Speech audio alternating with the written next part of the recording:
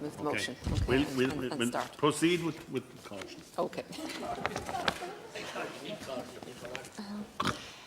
The present and previous governments have continually underinvested in disability services, and this is evidenced by the level of unmet need across disability services, which was highlighted in the Disability Capacity Review published in July of 2021.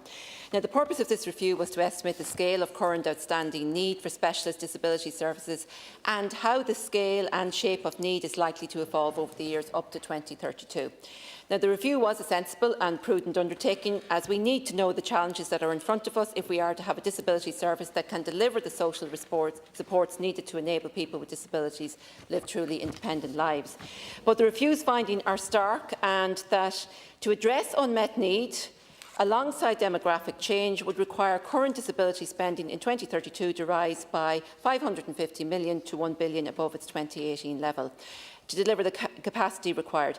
As well as this, additional capital spending for housing to complete the closure of residential institutions would cost in the region of $500 to $800 million over the period to 2032.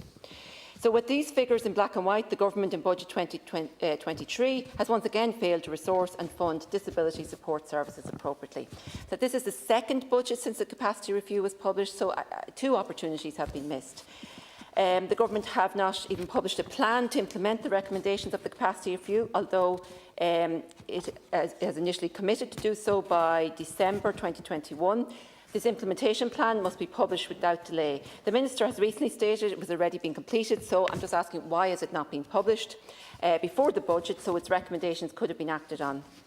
Now, Sinn Féin has outlined a funded strategy to meet the needs of people with disabilities out to 2032 in our alternative budget this year, and we would have invested $153 million additional in disability services compared with the Government's dismal $29 million. In relation to CDNTs, my constituency office is contacted on a weekly basis by parents whose children have been on a waiting list for an assessment of need for anywhere between 2 to 4 years. There are approximately 17,000 children waiting for initial contact with a disability network team, and 2,500 children whose assessment of need are overdue. In fact, the total extent of waiting lists for disability services is currently unknown due to poor data systems. Underinvestment in IT infrastructure is holding the entire health service, including disability services, back. The staff working in CDNTs are under immense pressure to deliver interventions and assessments, all while there is a vacancy rate of approximately 28% across these teams. That's almost a third of their workforce not in place. So how are they expected to deliver interventions and assessments in this situation? The backfilling of therapists who are on maternity or paternity leave is not funded, and this makes up a significant proportion of the vacancy rate. So why has this not been addressed? The Government simply does not have a plan to deal with this. They have not dealt with the problem of professional progression within CDNTs, and the staff are leaving to go to primary care or to the private sector. Disparity exists between HSE and non-HSE workers who are all working together and carrying out the exact same job. The Government need to publish a costed multi-annual plan to deal with waiting lists and staffing problems in disability services without any further delay. Now, in response to a parliamentary question I submitted regarding the number of additional therapy courses that are being introduced for this academic year, where the HSE has identified a significant skills shortage, such as speech and language therapy, occupational therapy and physiotherapy, I was informed that an additional 15 physiotherapy places were to be made available, 9 at level 7 and 6 at level 6. There was no indication in the response that any additional places were made available for speech and language therapy or occupational therapy, even though the Minister in the response stated that, and I quote, "The matter of health workforce planning and ensuring an appropriate pipeline of qualified healthcare workers within Ireland is a major priority for my department."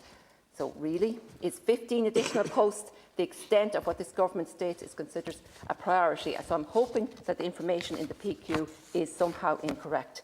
The Government badly needs to address workforce challenges with a serious workforce planning group led by the Taoiseach to include health and higher education.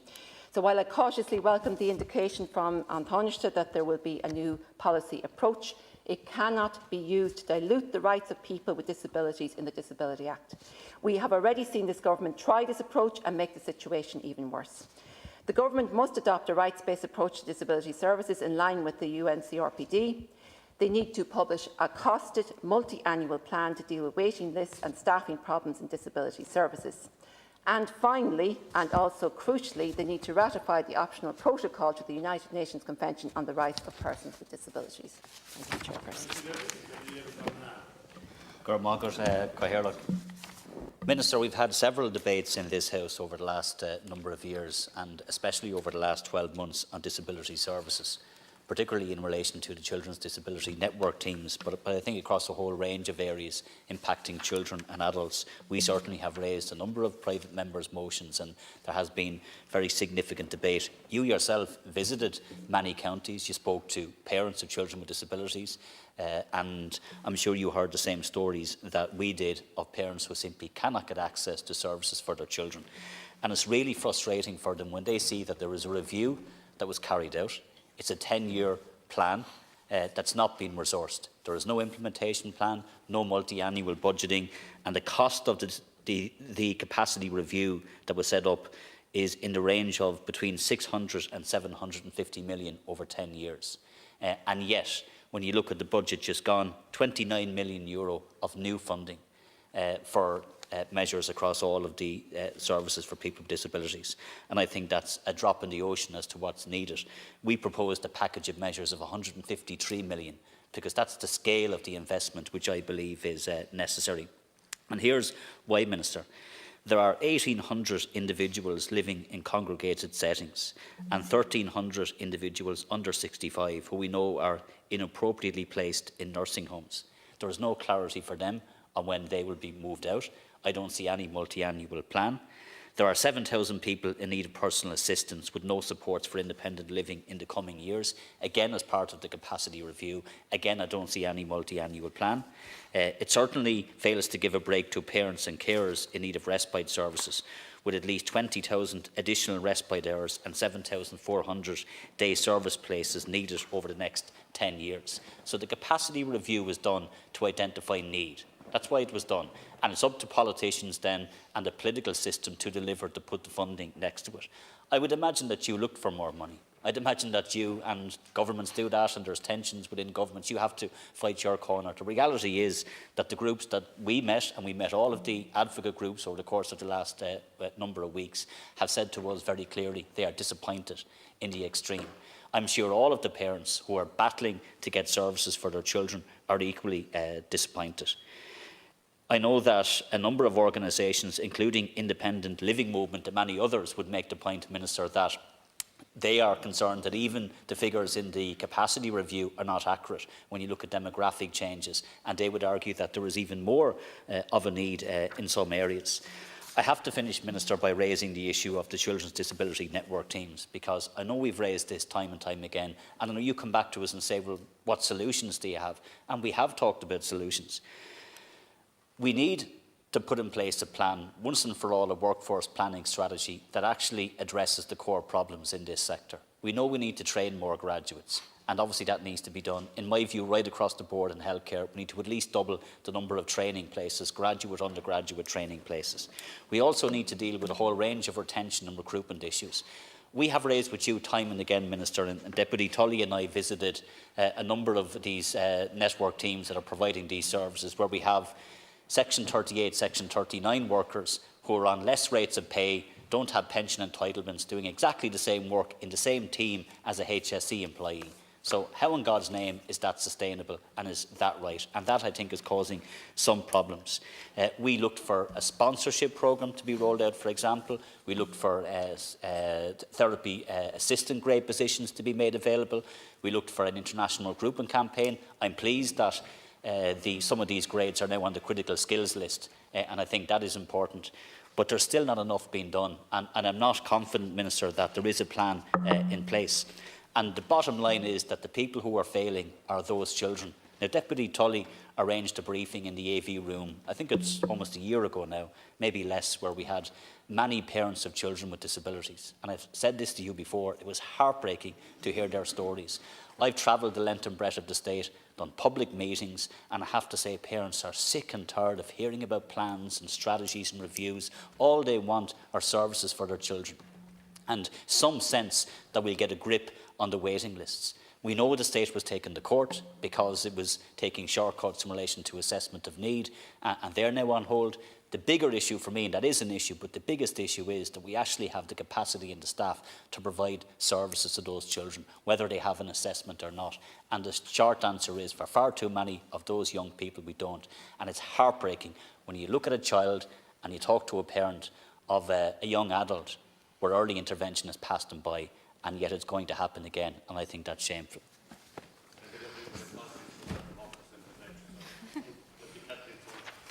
Thanks very much, Cathaoirleach. First of all, I want to commend my own colleague, Deputy Tully, for all of her work, not only in bringing this motion forward, but in general, and she's representative on Disability Matters and also on the Autism Committee.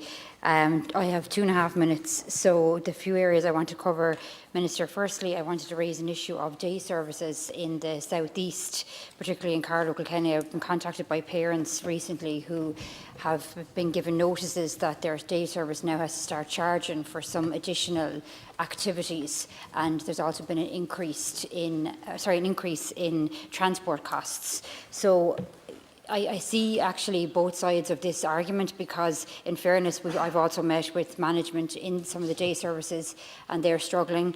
It's sort of like the voluntary contributions in schools. They don't want to have to charge it, but I suppose for parents and for people who have somebody in a day service, you know, they're unsure as to when this is going to end. And the reason I'm taking the opportunity to raise that is a number of parents were hoping to meet with yourself, Minister Rabbitte, and I think we actually had a very successful meeting. It could even be 2 years ago now, but at least a year ago, with another issue in the South East that actually got resolved. So if you would be open to that, I'm going to take the opportunity to ask you possibly. It would be a constructive meeting just to try and actually get a resolution to the issue. I just want to briefly mention, and it's been said, and sometimes I'm not sure what more we can say, but in relation to just the lack of services for children with additional needs, whether it's waiting on an assessment, whether it is waiting on a therapy. I also wanted to just really briefly mention housing, because sometimes that part of it falls through the cracks, and just the difficulty with people in relation to housing. Recently I've had 2 people, they're carrying their very severely disabled son up the stairs. He's 15. And they can't seem to be able to be allocated a bungalow property. And the other issue I wanted to really briefly raise is a woman who basically was recently told by the HSE to go to Argos to buy a particular stroller for her son who needs a wheelchair. And it's just to get the opportunity to raise some of these issues that's really not acceptable. I see the clock is ticking and I want to give my colleagues time, but I just commend the motion as well. Thank you. Thank you, Cathaoirleach, and I also want to congratulate Deputy Tully on all her work in bringing this motion forward. But I want to raise 2 issues. One is an urgent matter in relation to the lump sum payments arising out of the budget. It's my understanding that those in receipt of the partial capacity benefit will not receive the lump sum of €500, which has been announced for carers, those on invalidity pension and disability allowance. Now, this is very unfair, given that people in receipt of this benefit are in many cases by definition, moderately severe or profoundly restricted. It makes no sense, given that people in receipt of care support grant or disability allowance are able to work and will get the lump sum, as will families on working family payment, but those on partial capacity benefit, it appears, will not be able to claim the working family payment. So it's a very vulnerable cohort, and they seem to be losing out, according to contacts within the department, and this should be resolved as soon as possible. The other issue that I'd like to raise is the case of Alexis O'Mahony, who is from Killarney. I've raised it here. This is my 3rd or 4th time raising it. Alexis O'Mahony is a 6-year-old girl who lives in Killarney, as I said. She has a number of conditions and injuries. She needs constant care from her family, constant turning and daily washing to avoid bed sores. This takes a tremendous physical toll on her family. A ceiling hoist would be a massive assistance to the family, and they applied for the grant from their local authority. However, between the departments fiddling, nothing has happened. This government's policy changed, and while the structural works needed for the hoist are covered by the local authority, the actual equipment for the ceiling track hoist is not covered. So who exactly is responsible for the funding and providing the equipment is a matter of dispute between the Department of Health, Department of Housing. I don't really care who but someone needs to sort this out as soon as possible. The budget has been a virtue of how much is being given to people who need it the most, but it's not happening with Alexis O'Mahony. The family have been repeatedly in contact with the department. Still no resolution is forthcoming. As I said, I've raised it 4 times. I'm asking you, Minister, would you intervene in this and sort the matter out? Thank you. Minister, I just want to start off by talking about the cost of disability. Enormous extra expenses are faced by people with disabilities that are not covered by social welfare, but not all people with disabilities are on social welfare. Many people with disabilities are working, but people with disabilities are often at higher risk of poverty. And I can testify as a person and a worker with a disability who has a lived experience that many of the barriers you face as a person with a disability are really, really challenging. And the marginal increases, and I'll talk about Budget 2022 first, that were introduced in Budget 22 for disabled people have been wiped out this year by inflation. Additional expenses to live with a disability are not recognised by the state, which means that people with disabilities are often caught in a poverty trap. There is also the lack of public services for children with disabilities, which is also pushing people into poverty. In my area in Dublin Midwest, there are huge waiting lists for children trying to get occupational therapy, speech and language, psychology and dietetics. And we heard at the Children's Committee from the Qualified Family Resource Centre, who operate a food bank in my area, of parents accessing the food bank because they are paying privately for services that the state should be providing for their children, and that is not acceptable. We are now on to Budget 2023, Minister, which has failed to resource and fund disability support services.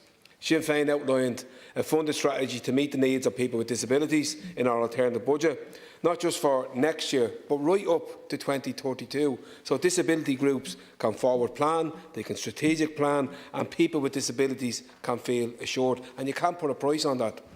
Sinn Féin would have invested 153 million additional in disability services, compared with the government's paltry 29 million.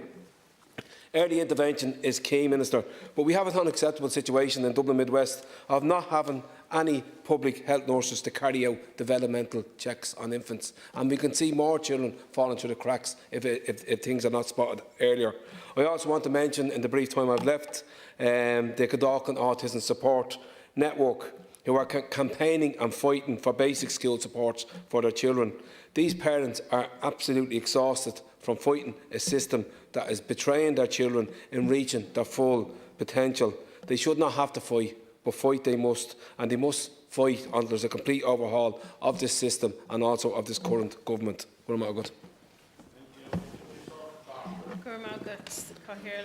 And I welcome the opportunity, along with my colleagues, to speak on this motion this evening. And I too congratulate and praise Deputy Tully on their tireless work in the area of disability services. The statistics and the lives behind disability services figures, they are truly, truly stark. 17,000 children waiting on initial contact with the Children's Network Disability Team, 2,500 children overdue for an assessment of needs, and accompanying that the archaic IT system to ensure that none of us actually know the true extent of this issue. And when those desperate parents reach out, because they are desperate, Minister, by the time they reach out, they're met with the endlessly ringing phone, the one that is never answered. There is no engagement. There's not even any response to written correspondence. And when the travel arrangements for adults with disabilities are simply no longer available, families and service users are left distraught. Now, Budget 2023 was the opportunity for government to prove that not only had you heard what those with disabilities and their supporters had said, but that you had truly listened and taken it on board. And that is a lost opportunity that I fear those with disabilities will ultimately pay the price for. I'm not going to go back over what my colleagues have said around the lack of investment, the failure to plan, the lack of multi-annual budgets, but I am going to make an ask of you this evening, Minister. You have previously engaged with a group called Lockery Access for All. They're a very good group. You know what it is that they're capable of. They truly are an inspiring group. We, myself and Deputy Curran, actually visited them recently along with others, and the work that they have done to ensure that those with disabilities have access to the waterway, it really is amazing, amazing work, and their changing room is now open. But I am going to ask you to engage with them again. because Pobal have set the bar so high in one of their grant applications that it simply doesn't make sense. And they're also seeking additional funding in order to safely get those who are wheelchair users onto that remarkable boat that they have sourced. It is vital that this equipment is provided. It really opens opportunities to people who, many of them, have no day-to-day interaction with people outside of their family and their carers. So it is a really unique opportunity. And if you could make contact with them and reach out and offer the support that you have done previously in the past, and credit for that, and they are incredibly grateful for it. But they're in a very difficult position, particularly with the rising cost of energy and fuel.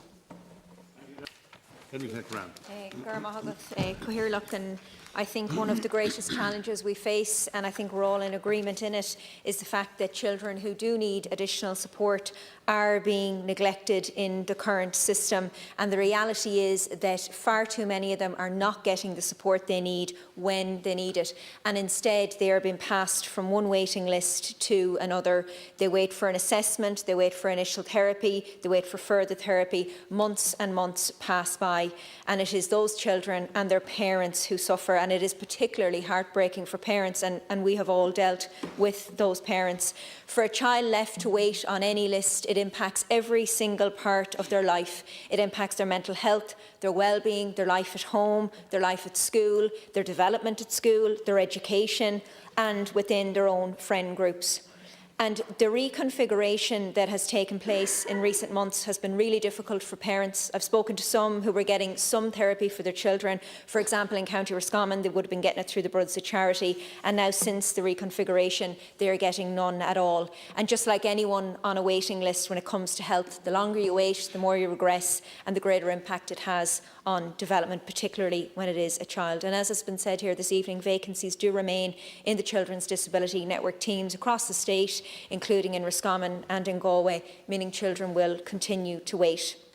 And we know that across CHO2, which is Mayo, Roscommon and Galway, there are 1,675 children waiting for initial contact from the Disability Network team. And the majority of these children have been waiting between 4 and 12 months. We have no data, as has been said, in relation to breakdown in the supports that these children are waiting for, because the computer system in place is not fit for purpose. And I think when we speak about the waiting lists for children with disabilities in relation to the new network teams, we have to also remember these are on top of huge waiting lists and long waiting times under primary care. And just to name a few: psychology, 715 children waiting for treatment in Roscommon and Galway, 507 children waiting for occupational therapy, 758 children in Roscommon and Galway waiting for assessment for physiotherapy, 1,341 children waiting for an initial assessment with speech and language therapy. We have so much to do in relation to disability services. No one is taking away from the work that is being done, but we have a massive challenge to overcome in relation to children and their services. Thank you, Deputy Shrine. Thank you, Cahir. Look, Minister, the Government continues to fail people with different abilities. The recent budget is the latest step along that road. And I suppose the lack of respect shown to people looking to access services or seeking any kind of support, Minister, is very poor. I often say here some TDs must have nobody belonging to them looking to access services or seek help for loved ones with the different abilities, because if they did, the system would have been fixed years ago. Instead, we have a regime of red tape and silly rules to make things more difficult for them and their families. I had a young chap whose mother came to my office last week. Her child has a rare genetic condition which requires round-the-clock care. It took months to transition the child from a buggy to a wheelchair due to the backlogs and bureaucracy. The child's condition has now evolved in the months since to include seizures, which means that the wheelchair is no longer ideal for this child, Minister. But because the child is now over 6, they have been told they can't return to the buggy, which would allow the child to lie down, obviously, if necessary, when he takes the seizures. And because of this rule in a book somewhere, the child's not receiving the right equipment. And I have written to you, Minister, about this, and I'm asking you now to commit to helping this child and their family. Less rigid rules, more of a caring attitude, that's all they're looking for. This family has faced a constant battle since their child was born to get a diagnosis, to get assistance with his care, to get a school place, to get transport to that school, to get respite care, to get access to basic supports. I commend the family and thousands of others like them for the fight that they endured to make the lives of their children better. And again, Minister, that's all any of us want, to be fair, and I know you're doing your best on that. But it shouldn't have to be this way, so can we please do something around this family? And I do think implementing the recommendations of the Disability Capacity Review to 2032 would make a huge difference and show the families that we care. And I do want to commend Deputy Tully for all her hard work. Thank you. Deputy Desiris. Minister, one of the most prevailing issues in relation to the provision of disability services is the extraordinarily long waiting list for such services. In my constituency of Dublin North West, there is a high number of children and young people with autism and other special needs and disabilities who are on lengthy waiting lists for assessment and support services. Recently, I had a constituent in my clinic who was waiting to get a child assessed for disability and was told that the child will have to wait for another 3 years for assessment. Figures issued in August of this year also show that children are waiting for primary care psychology. CH09, which also includes my constituency of Dublin North West, had a maximum wait of over 4 years for such services. It is critical that children get the supports they need at an early age, as this is the time that such supports will make the biggest difference for the child as it gets older. These long delays in assessment are not acceptable and are frustrating for parents trying to access services. Parents are despairing and feel that they and their children are being neglected. Their despair is not helped by the fact that a huge number of staff positions remain unfulfilled. Many families also complain of a lack of clarity in relation to plans and timeframes for progressing disability services for children, and the processes to access such services are often over-complex. Parents and children with disabilities have to become advocates to secure the supports they need for their children in a system that is at best difficult to navigate. Many of these children have complex needs that require specialised and intensive supports. They are struggling to access them now. As a member of the Joint Committee on Disability Matters, today we launched a report on the participation of people with disabilities in political, cultural, community and public life. Ireland signed up to the United Nations Convention on the Rights of Persons with Disabilities, and it's time that we implemented it. That requires real investment and a will to follow through on commitments.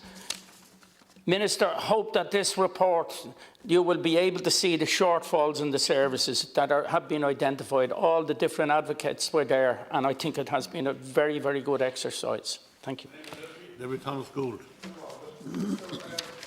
In Cork, there are 2,000 children who are waiting for a first appointment from a CDNT, for a Children's Disability Network team. Children and adults with disability deserve better. Parents are being offered online courses and videos. These aren't therapies. They're not a substitute for therapy. They can be important for parents when the therapies are given as a support, but not instead of them.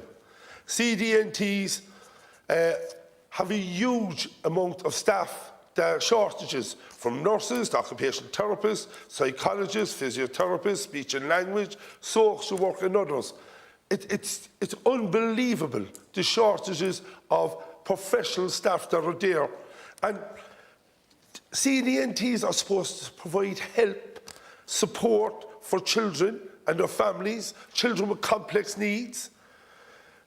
Children are struggling.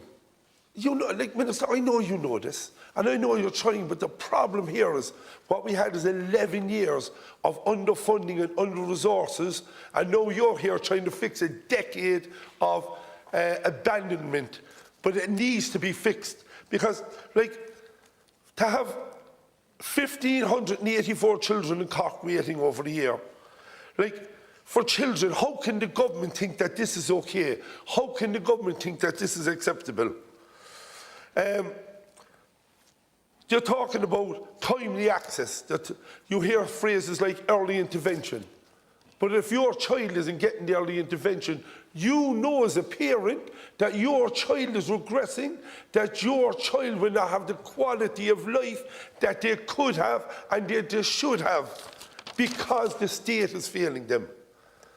I talk to parents who are heartbroken, and then they get frustrated and then they get angry. Why must parents fight for services for their children that every child should have access to?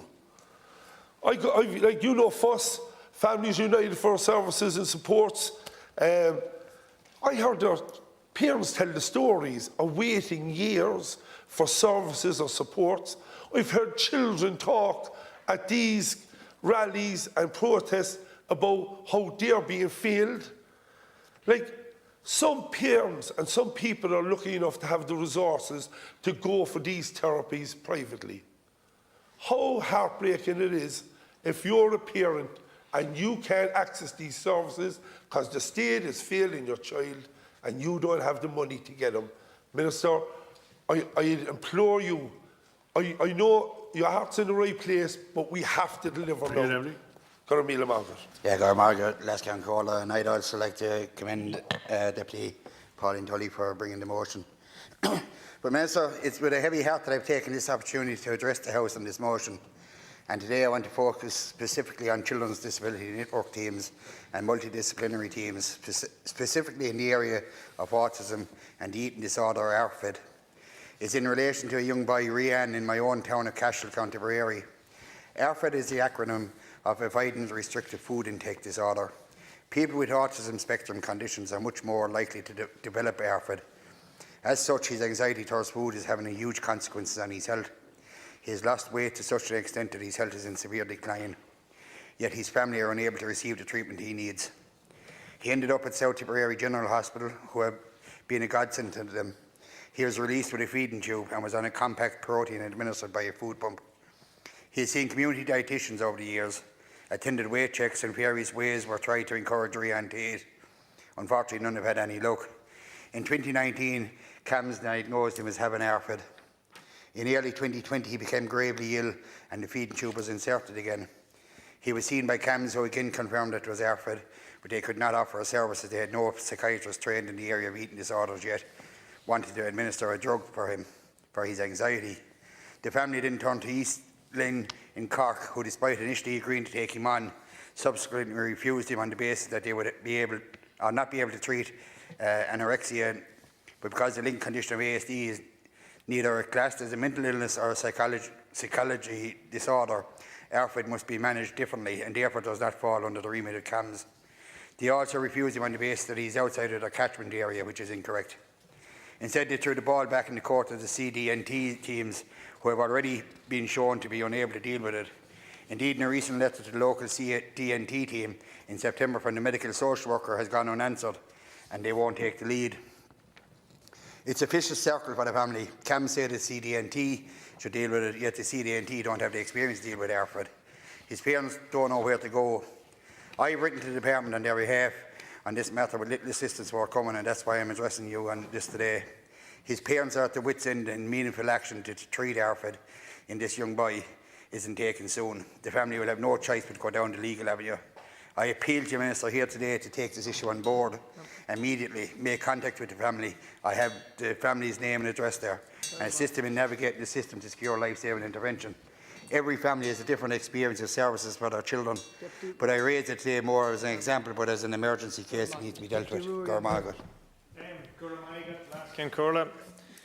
Look, ministers, what we're talking about here are rights for citizens, and that we can deliver a service, and we're literally talking about cradle to grave, and we all accept that that has been lacking. And look, we could all probably reiterate some of the points that have been made in relation to psychology services, in relation to occupational therapy, speech and language therapy, physio. We all know the waiting list. Look, everyone's spoken about the 17,000 children waiting for initial contact with the Children Disabilities Network teams. And we all know that's a case that's not sustainable in the long term. I do welcome what has been said in relation to dealing with Minister Harris from a point of view of delivering the workforce planning, delivering the throughput that will fill these spaces. But many have already spoken about the difficulties that exist from a point of view of people when they fall between services, when they may be engaged by the CDNTs, but there's an issue where they may need support from CAMS, but then literally, oh no, the child has a diagnosis of autism, so CAMS can't deal with it, and vice versa, and over and back, and it's a particular, well here, we've all come across these particular issues. Look, if we're talking about the entire gambit of disability services, it crosses too many departments. We'd nearly need every minister here. Minister Abbott, obviously we've dealt specifically on a number of issues in relation to housing. I think we may have hopefully got across the line in relation to some of them, and sometimes around a couple of corners. Now, we probably need a wider route map in relation to how we can deliver, and many have spoken about the difficulties around adaptation grants. And even beyond that, I suppose there's people who with serious issues as regards their children who may be able to avail of an adaptation grant, but maybe the house doesn't suit it. They can't afford to bring to a new house, and we are caught in many difficult circumstances. And unfortunately, with the issues that we have dealt with, I will have more to bring to you in the near future. Look, I've dealt specifically with the issue of education across the board in the Autism Committee. You could probably take about 6 hours to deal with the issues. We just need to deliver for people. Simple as that. Thank you, Cora. And look, first of all, I want to thank all the deputies who contributed to tonight's discussion on disability services, and I want to thank both ministers for remaining here for the 2 hours. That is appreciated. It is evident from the contributions that disability services are at an all-time low, and there's a need for immediate action to address the problems within the services and to address the unmet need as outlined in the Disability Capacity Review published last year. And I suppose so I need to call again for the to publish the Disability Capacity Review Action Plan without delay. Like we were told in here in July that it was within weeks of being published, and now we're being told more or less the same thing, and it's mid-October. So it really, really needs to be published without delay. Many contributors referred to children's disability services, and I want to address a number of issues here. I mean, the problems identified within disability services are the recruitment and the retention of staff. And the reasons staff are leaving the disability services are varied, but some of the reasons could and should be addressed without delay. Now, the new Progressing Disability Service does not seem to have a dedicated clinical lead. Like, as far as I can see, it was established without proper planning or foresight, and it is basically rudderless. I mean, it needs leadership. There needs to be pay parity for Section 39 organisations. These organisations are losing staff to the HSE services. They're hemorrhaging completely to them because they're expected to deliver the same services for less money, and that's not fair. The recruitment process is still very cumbersome and I don't think has been addressed. And I believe now if any of these are actually dealt with, I will welcome it, but I believe the HSE have implemented the interim recommendations of the career pathway review in primary care only. Why has this not been extended to the CDNTs? I mean, why are there not incentives offered to work in CDNTs, something similar to, say, nurses working in ICU? I'm led to believe that some teams do not have the adequate physical, clinical or office space that their team needs, that they don't have access to some of the materials they require, that access to HSE resources is limited to HSE employees only and not to Section 39 organisations. Now, if it's not true, that's great, but that's what I'm being told by some of the organisations. I also know administrative support is minimal or non-existent in some of the teams. That's something that could easily be addressed. Also, the Health Services for Children in Ireland, a guide to workplace planning, set out the ratio of minimum staffing requirements for the different grades for the CNTTs. The HSE are advising that this document is no longer applicable to the Progressing Disability Service. I don't know if that's true or not, but that they have not produced any replacement policy or methodology to determine how the CDNTs need to be staffed. And there are also concerns about gaps emerging in the provision of clinical supervision, which could lead to risks within the services. Also, following the High Court decision in March of this year in relation to preliminary team assessments, I believe there was engagement around the development of a new standard operating procedure, and that guidance was developed. I'm not sure that that guidance has been delivered. I'm being led to believe that the AON process is still a little bit in limbo since March. And also you talked, Minister, about the therapists going back into special school settings and that there was an issue with Forza on that. I'm led to believe the issue is that the therapists going back into the special school settings are being taken from the CDNTs, and that is the issue. Now, you can clarify that or not, but I mean, these teams are already savage, they're already under-resourced, they can't afford to lose therapists. So we need them in our special schools, but we also need them in our disability network teams. In relation to, I suppose, in general talking about adult services, I think much more consideration needs to go down the road of personal budgets for people, to give people more choice over decisions around their lives and being able to employ them in a personal assistance service or if they need more care needs. A number have mentioned it, and I mention it again, ratifying the optional protocol. I mean, it's bad enough it took us 11 years to ratify it after signing it, but the fact that the optional protocol is still not ratified, both should have been ratified together, and that hasn't happened. Before I finish, I just want to commend DPOs and the many parents groups which are doing immense work in trying to get services both for themselves and for their children. They're fighting a battle constantly that they shouldn't have to fight. So I want to just commend them. So again, just to thank all my colleagues for supporting the motion. Thank you. That concludes the debate on this topic.